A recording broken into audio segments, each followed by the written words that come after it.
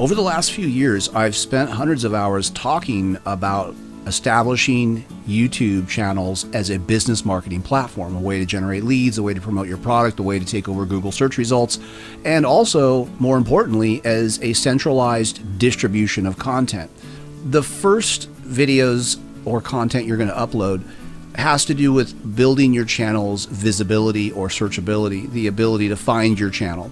And that's not going to be the most entertaining content. So when we look at this channel, we're at the bottom of the channel now. You're going to see this playlist at the very bottom of created playlists. Now in the beginning, this is going to be rather empty because you're not going to have any playlists to share.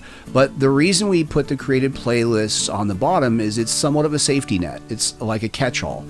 It could be something that keeps people on your channel. After they've looked at everything here, they may go all the way to the bottom and say, oh, here's a playlist of 28 videos I'm interested in. And that's somewhat of the goal. Now, there are some other things involved with that, but I'm not going to have time to get into that right now. The second to the bottom is your popular uploads playlist. There's a lot of channels that will take the popular uploads playlist and push it towards the top of their channel. In some cases, it's the very first playlist. Now, the reason that they do this usually is to give the impression that they have more viewership than they truly do. By having your popular videos up there, it's kind of like putting your strongest players on the front. But what you want to do is actually put it towards the bottom, because there are a certain amount of viewers that will only watch your popular content. They're trying to figure out how popular your channel is, and they're going to determine whether they want to subscribe based on that. Those viewers are the most difficult people to convert because they tend to only follow popular trends. What you're trying to do is make them search for this list. By putting it towards the bottom, it forces them to scroll down through all your content, and hopefully some of your thumbnail images will capture their attention along the way. People that aren't concerned with how popular you are won't mind if your most recent content is up top, which is where it should be.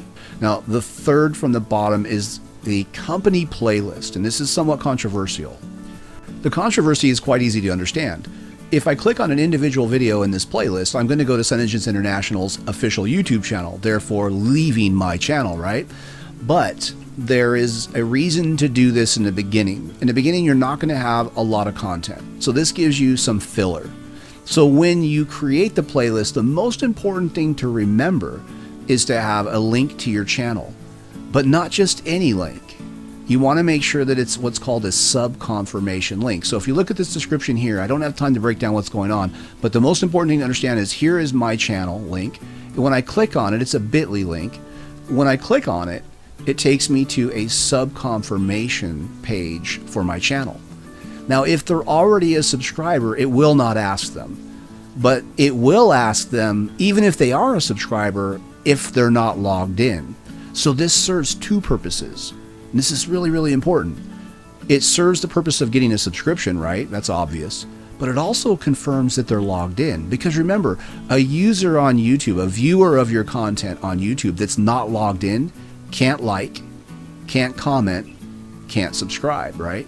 Go to your home tab on your YouTube channel, put in the question mark, followed by sub confirmation. So question mark sub underscore confirmation equals 1.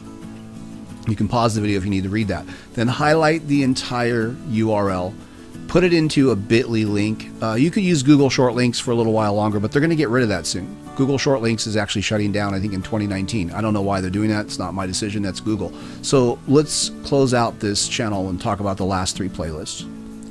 Fortunately, each one of these playlists has a video that you can watch that will explain exactly how to make content for that particular playlist. So I will simply link this YouTube channel in the description. You can click on it and then take a look at each one of these videos as you have time. The most important thing to remember is that you're going to build each one of these playlists out to 5 videos minimum. 10 would be ideal before you move on to the next playlist. The last thing you want to do with the YouTube channel is try to build out 2 or 3 playlists at the same time. It's going to dramatically increase your workload and things are going to get confusing.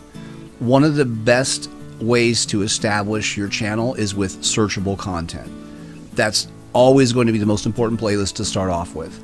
Those videos are going to be under 2 minutes in length, and they're going to be talking about the top 10 products or services that you want to promote, or the top 10 products that people are looking for from your particular company. The next step would be to create your authority playlist after you've created 5 or 10 videos here, and that's going to establish you as a knowledgeable authority on the products and services that you want to promote. The goal isn't to be a know-it-all, it's to be relatable and be somebody that people feel they can trust. That is going to be content that's about 5 minutes max in length. The next playlist after that is your audience expansion content. So what this playlist is trying to do is connect your product with more searchable products. Now, last but certainly not least is the uploads playlist, which is the most recent content you've added to your channel. We want to put this closest to the top so that it has the best chance of getting viewed. And there's only a few instances where you would change this, where another playlist would be above this. And that has to do with seasonal changes, special promotion times, things of that nature. And your channel manager should let you know when it's appropriate to do that. Okay, that's about it. I hope this has been informative. If you have any questions, feel free to comment below or contact me directly. Other than that, take care.